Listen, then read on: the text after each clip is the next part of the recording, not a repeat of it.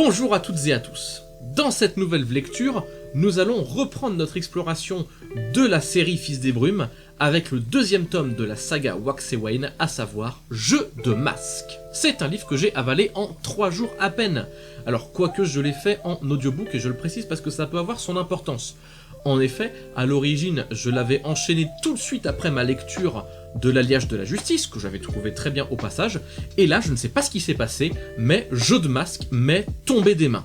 Je sais pas, je m'étais ennuyé ou quoi, ou alors peut-être que c'était une période où j'étais pas réceptif à cet ouvrage-là, qui sait ce qui s'est passé. En tout cas, toujours est-il que récemment, je l'ai repris cette fois en format livre audio, et là, la magie a opéré et j'ai dévoré l'ouvrage, les 14 heures d'écoute en 3 petites journées. Je ne sais pas ce qu'il faut en conclure, ça a peut-être son importance dans la manière dont j'ai reçu et apprécié l'ouvrage. On verra.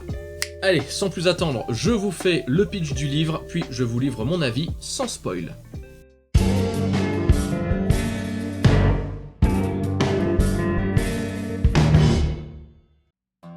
La métropole d'Elendel, cœur battant de la civilisation, où, 300 ans après la chute de l'ancien monde et sa renaissance aux mains du dieu Harmonie, l'humanité prospère.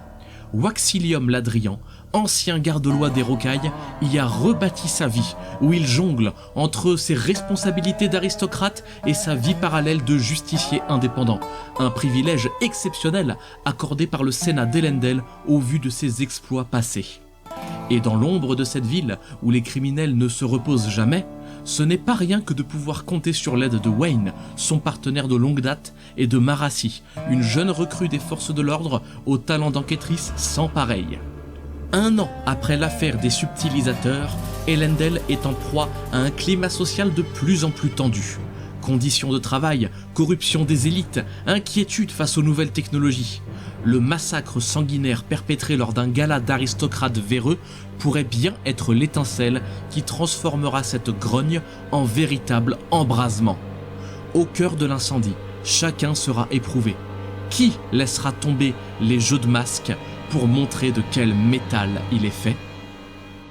Si je devais dire en peu de mots ce que j'ai pensé de ce livre, eh bien je dirais que c'est là où on rentre dans le dur de ce que la saga Wax et Wayne a à nous proposer.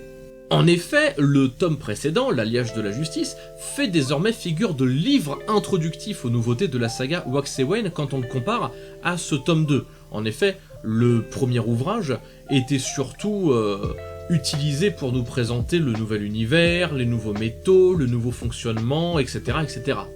Avec Jeu de masques, plus besoin de nous expliquer tout ça. Libéré du besoin d'exposition de son prédécesseur, Jeu de masques démarre très vite et très fort.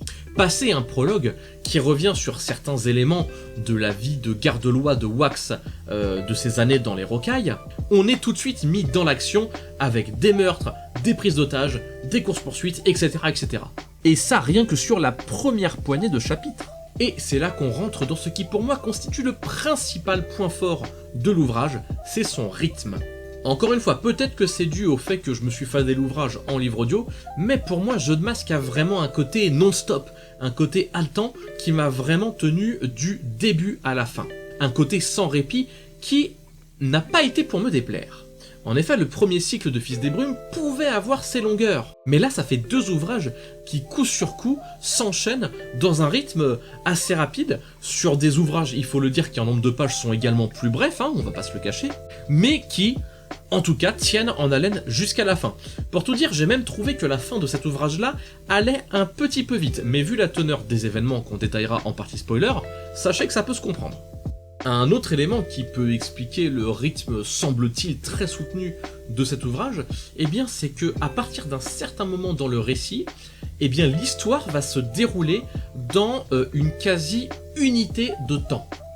Pour rappel, l'unité de temps, c'est un concept venu du théâtre classique qui veut que toute l'intrigue se déroule plus ou moins en temps réel sous nos yeux.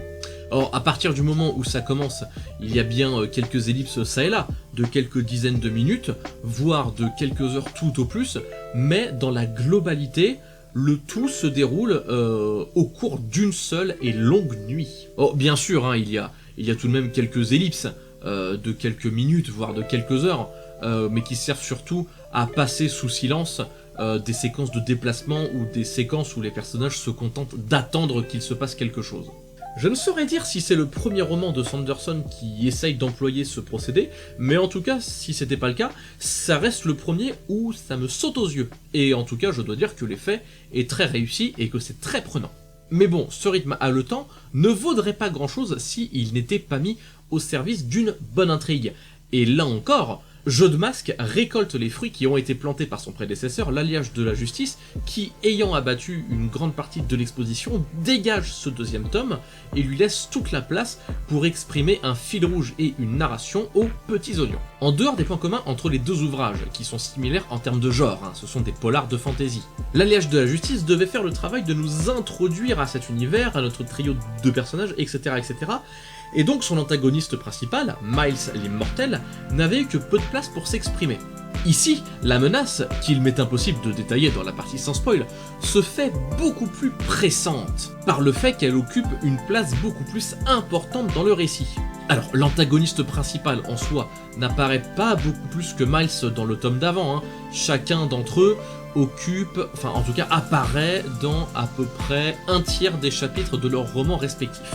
Mais, pour une raison qui m'échappe, il y a un je ne sais quoi qui fait que l'aura de l'antagoniste de Jeu de Masques pèse vraiment comme une chape de béton sur l'ensemble du récit et se fait, j'ai déjà employé le mot, mais beaucoup plus pressante. Et puis, les problèmes rencontrés par les personnages principaux sont beaucoup plus complexes aussi.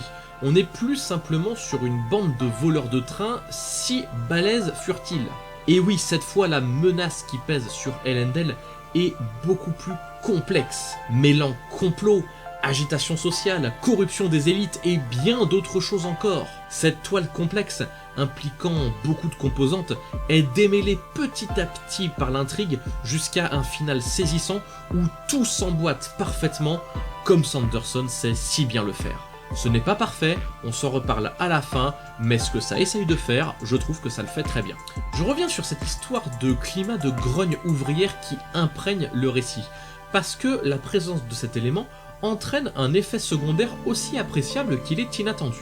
L'arrivée de considérations et de réflexions politiques et philosophiques un peu plus explicites que d'habitude.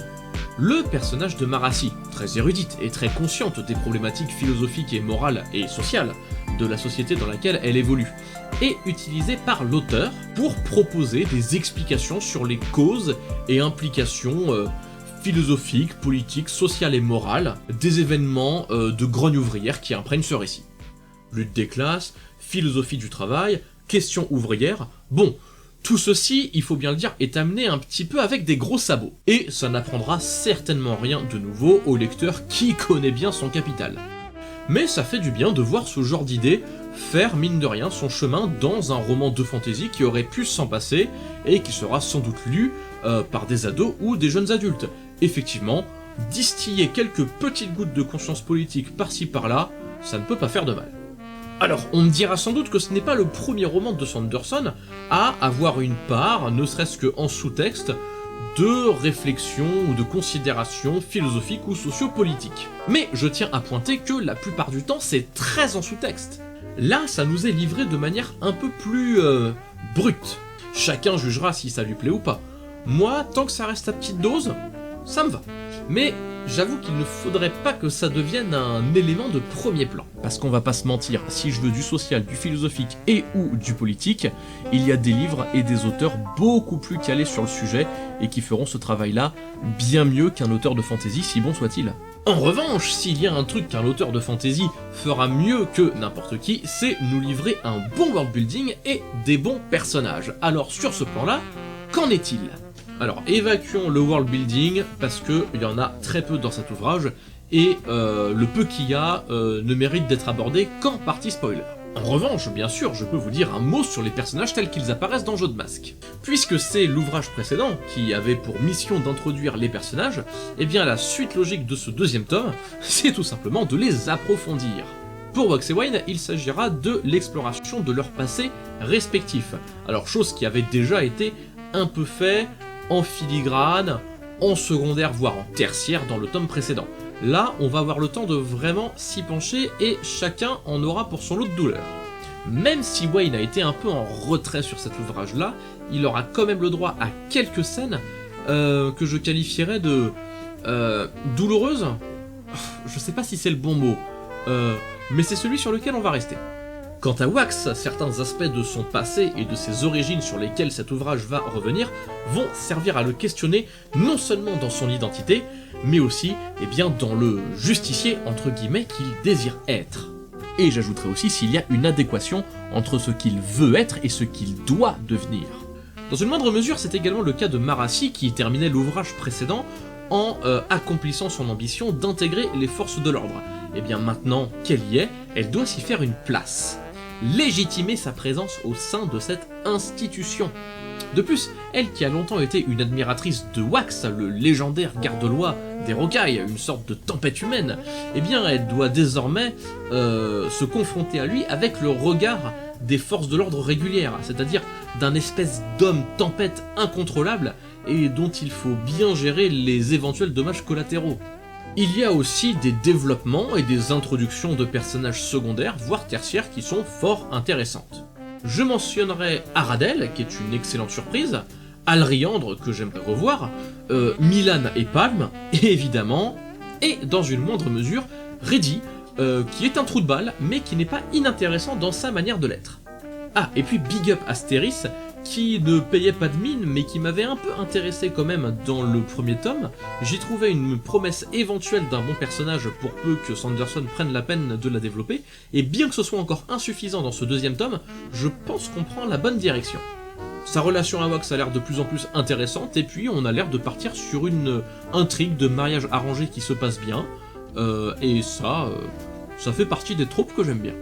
Pour conclure, je dirais que j'ai plutôt beaucoup aimé Jeu de Masques. Je dirais même que je l'ai préféré au premier tome, qui pourtant fonctionnait déjà très bien. Les personnages déjà installés évoluent de manière intéressante, et les nouveaux venus trouvent rapidement une place fort adéquate au sein du casting. L'intrigue, au demeurant assez cool, est sublimée par un rythme sans répit. Et bien que la fin arrive un peu vite et soit, il faut le reconnaître, un peu en deçà de mes espérances, j'ai tout de même refermé Jeu de Masques, pleinement satisfait. Enfin, refermé, dans la mesure où on peut refermer un livre audio. J'ai très hâte de voir où nous emmène la suite de ce cycle Fils des Brumes, mais je vais quand même prendre une petite pause dans la saga. En effet, je me suis enchaîné toute la première ère de Fils des Brumes, plus les 2 premiers tomes de la saga Wax et Wayne, donc décidément j'ai besoin de faire une petite pause des intrigues de la planète Scadrial, et d'aller voir un peu ailleurs dans le Cosmère. Et à cette fin, et sur les recommandations des excellentes personnes du Discord de cosmere.fr, je vais attaquer pour la prochaine review Bébé Elantris. Allez, ceci étant posé, nous allons bientôt pouvoir passer à la partie spoiler de cette review. J'invite à toutes celles et ceux qui doivent nous quitter à laisser un pouce bleu et à s'abonner si ce n'est pas déjà fait, à me suivre sur mes autres réseaux, nommément mon compte Instagram et mon compte Twitch. Et nous autres, on peut continuer notre petit bonhomme de chemin.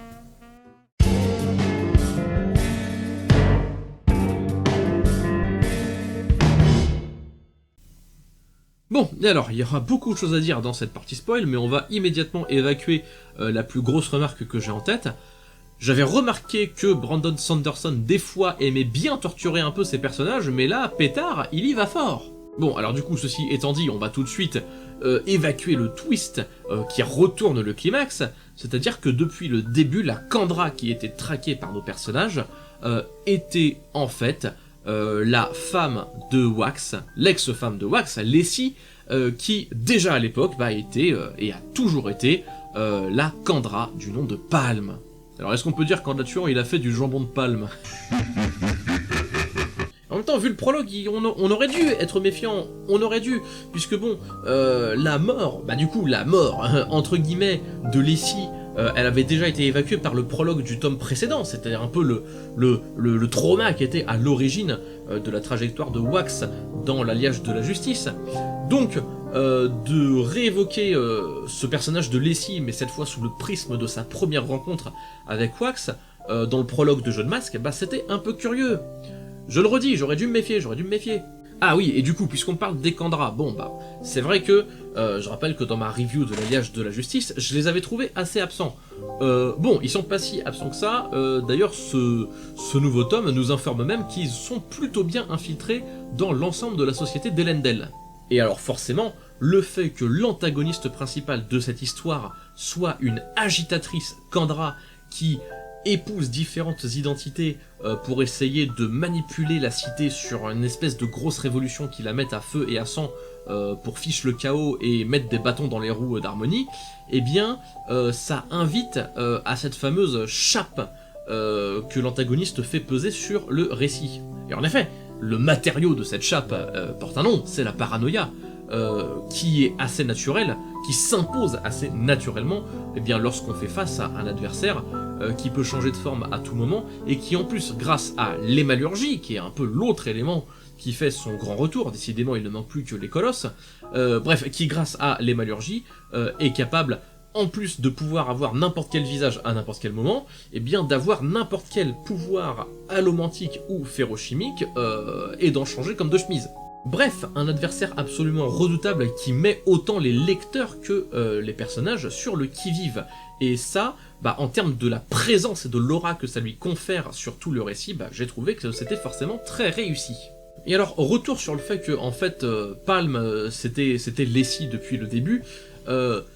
Alors, je l'avais pas ressenti comme ça, mais en rétrospective, c'est vrai que j'aurais dû trouver ça dommage et curieux, dès que Wax est mis sur la piste de son adversaire, donc relativement tôt dans le récit, hein, dès le premier tiers, on apprenne par Harmonie au passage, mais ça je vais en reparler après, que la traque, que l'adversaire de ce tome soit une Kandra. Alors que bon, la révélation de la véritable nature kandraique de notre adversaire aurait presque, on aurait pu se dire, été mieux réservé pour la fin de l'ouvrage. Là on se dit, bon bah tu nous révèles dès le début de l'enquête que l'adversaire du jour est un Kandra, est-ce que c'est pas un peu un twist gâché? Alors à la lecture je m'étais pas fait cette réflexion, mais si je me l'étais faite, eh bien bien mal m'en aurait pris, puisque effectivement le twist était ailleurs, Palm égale Lessie.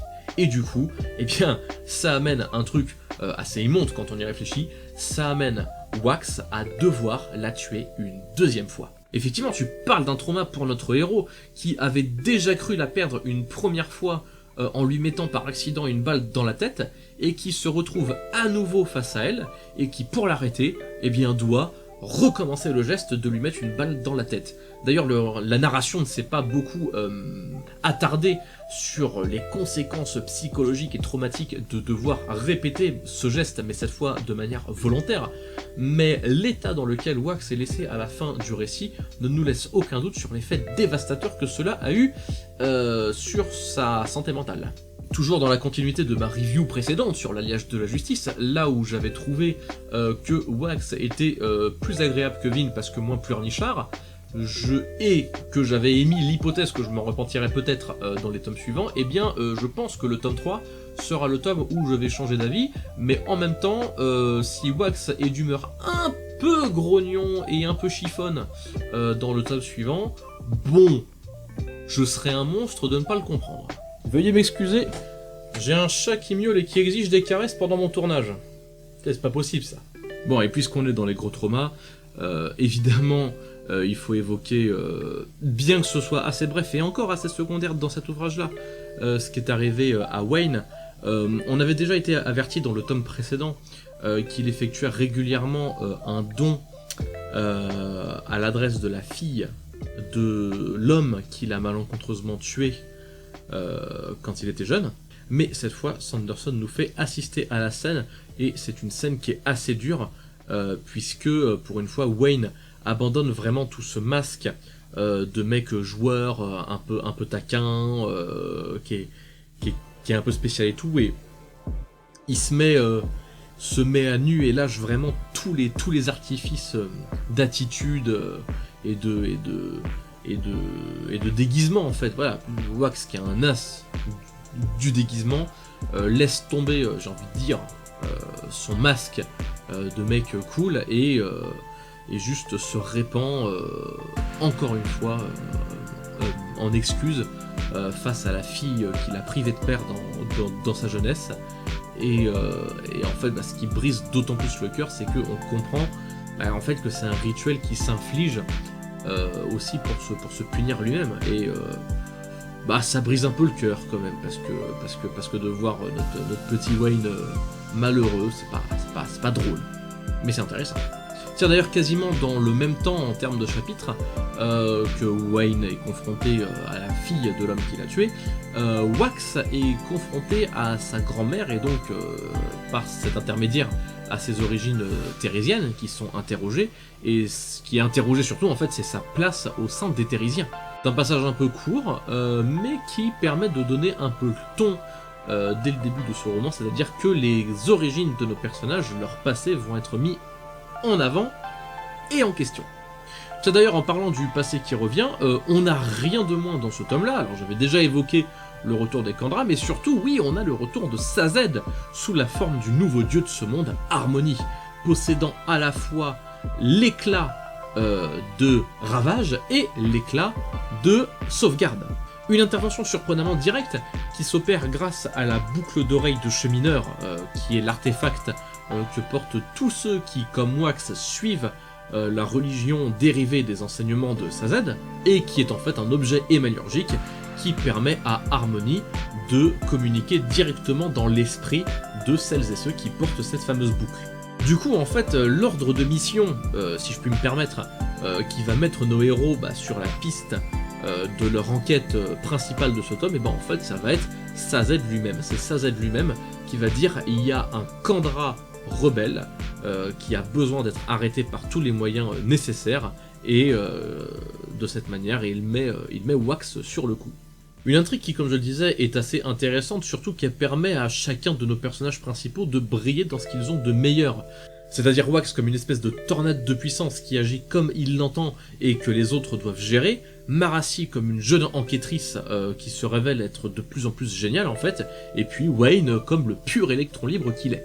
Donc cette sanguinaire, donc Palme de son nom véritable, sanguinaire de son pseudonyme, et j'ai envie de dire Lessie de son ancien pseudo, menace donc l'ordre établi en usant d'assassinats et d'attentats ciblés pour agiter la capitale d'Elendel et la plonger dans une espèce de révolte chaotique qui servirait notamment à saper l'autorité et les moyens d'agir d'Harmonie, puisque elle est remontée contre le fait que Harmonie contrôle les destinées de ses serviteurs et de ses agents. Tout ceci étant notamment dû au fait que lorsqu'elle a endossé l'identité de Lessie 15 années auparavant, c'était à l'origine pour veiller sur Wax, mais qu'elle a fini par s'éprendre de lui véritablement, et qu'il semblerait, et on commence à comprendre dans ce tome, qu'apparemment Harmonie contrôle un peu les événements et essaye de façonner Wax en quelque chose.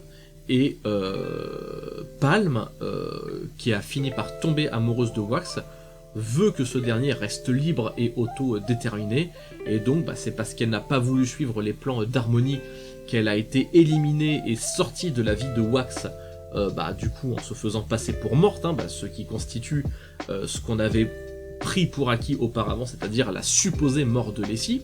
Et surtout c'est cet amour pour Wax qu'elle a, qui fait que en fait elle veut complètement saper l'autorité de Harmonie pour libérer l'homme qui lui a volé son cœur et lui offrir la liberté.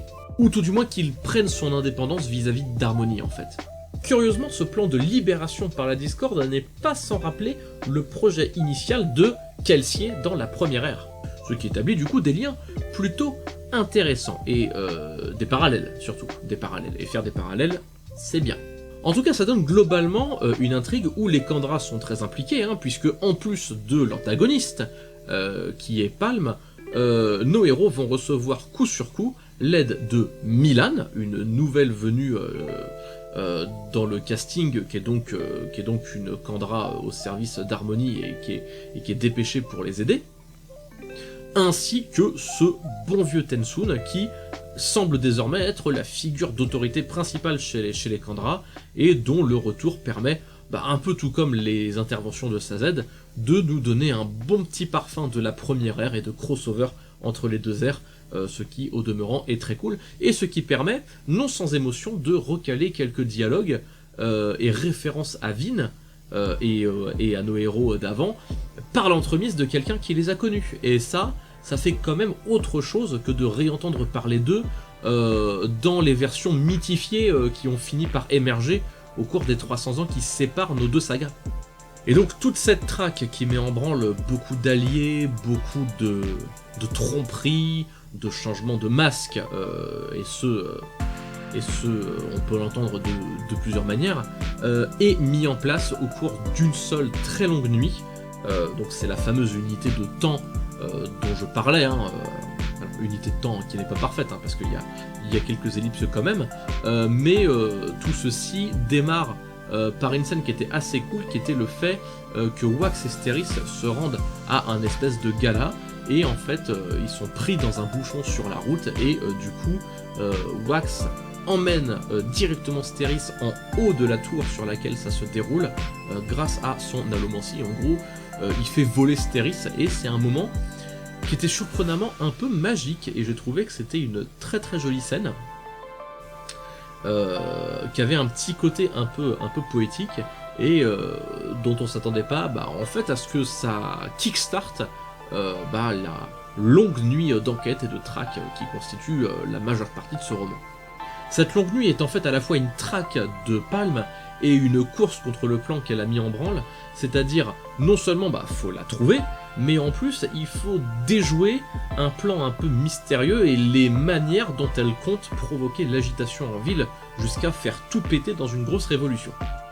C'est donc une intrigue à deux facettes, et ces deux facettes trouvent chacune leur résolution quasi simultanément, un grâce à Wax qui arrête Palm avec une solution assez géniale, c'est-à-dire que pour rappel, les Kandra sont placés sous contrôle de Harmony dès qu'ils ont plus d'une seule épine hémalurgique dans le corps, et donc Palm se contraignait à toujours n'avoir qu'une seule épine pour ne pas être contrôlable, et bien du coup, plutôt que de se débarrasser d'elle, ou en tout cas de la neutraliser par la force brute, Wax modifie une balle pour en faire une épine hémalurgique, la tire dans la Kandra. Comme les Kandra sont normalement invulnérables à ce genre de dommages, elle n'esquive même pas, et en fait c'était ça le piège, elle reçoit une épine hémalurgique en pleine tête, ce qui en fait deux, et ce qui permet à Harmony de reprendre le contrôle de Palm, qui plutôt que de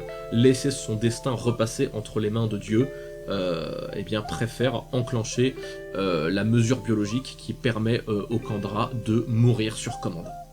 Et bien sûr, elle le fait dans les bras de Wax, parce que pourquoi pas, parce que pourquoi ne pas faire souffrir ces personnages un peu plus, hein? Bah oui, bien sûr. Et la deuxième solution, qui était de trouver comment gérer et comment calmer cette foule en colère, ça c'est résolu par l'intervention un peu miraculeuse et un peu héroïque du commissaire Aradel, qui trouve le moyen non pas de calmer la foule, mais de rediriger sa colère en faisant la promesse de l'arrestation de quelques élites corrompues. Et ceci est d'autant plus satisfaisant qu'il y a eu un discret parcours de Aradel au cours de cet ouvrage, où il s'est petit à petit rendu compte que le rôle de la police devrait idéalement être de mettre un frein à la corruption des institutions plutôt que de la cautionner doucement. Ça en fait une sorte de commissaire idéal, à la fois ami du peuple et garant d'un assainissement des forces de l'ordre. Ça serait bien, hein, ça serait bien. Et bref, c'est au terme de cette nuit de tous les dangers qu'on est laissé avec une capitale d'Elendel encore échauffée par ces événements, la conclusion que la plupart des élites corrompues vont en réchapper, mais qu'on va peut-être pouvoir essayer d'en choper quelques-unes au passage, et puis surtout, un Wax absolument brisé et dévasté, dont j'attends avec impatience de voir la trajectoire dans le 3e tome. Et puis il ne reste plus que cet épilogue où Marassi discute avec Milan, d'abord une conversation un peu échauffée sur le fait de est-ce qu'il n'y avait pas d'autres solutions ou quoi, est-ce que Harmony veille vraiment à notre bien et tout, et puis de fil en aiguille on arrive sur, en fait, les épines hémalurgiques de Palm sont faites d'un métal que Harmony ne connaît pas. Mais comment Harmony ne pourrait-il pas connaître tous les métaux qu'il y a sur cette planète? Eh bien, s'il y a des métaux que Harmony ne connaît pas, c'est simple, c'est qu'ils émanent d'autres divinités, et avec ça, Marasi se rend compte que le cosmère est plus large que ce qu'elle pensait, et surtout nous, lecteurs, on comprend que, en fait, depuis le début, peut-être qu'il y a d'autres forces cosmériennes, d'autres dieux, d'autres éclats, qui agissent dans l'ombre sur Scadrial. Et ça aussi, ça fera, je n'en doute pas, le cœur de la suite des événements de la saga Wax et Wayne, que j'ai très hâte de découvrir. Enfin, que je découvrirai après m'être mis à jour sur Elantris, comme je disais. Voilà qui conclut ma partie avec spoiler. Je suis vraiment ravi de ma lecture de Jeu de Masques. J'ai trouvé que c'était un excellent roman, pour l'instant le meilleur de la saga Wax et Wayne, et peut-être même le deuxième roman Fils des Brumes que j'ai préféré après l'Empire Ultime. J'espère pouvoir mener à bien toutes mes lectures d'ici à la sortie du premier tome de la nouvelle trilogie scadrienne que prépare Brandon Sanderson, à savoir la trilogie Ghost Blood. Mais en tout cas, peu importe le rythme auquel j'entreprendrai ce voyage, j'ai bien l'impression que c'est un voyage qui vaut vraiment le coup. Voilà, c'est sur toutes ces bonnes considérations d'avenir que ma vidéo va s'arrêter. Je vous souhaite bien évidemment, et comme toujours, de bonnes lectures, et n'oubliez pas, je vous salue bien bas.